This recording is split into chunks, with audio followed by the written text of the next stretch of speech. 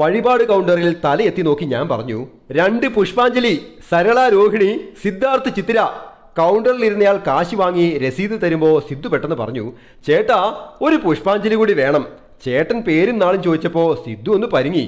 പേര് army, navy, air force. നാളെന്നാന്ന് അറിയത്തില്ല കേട്ടോ.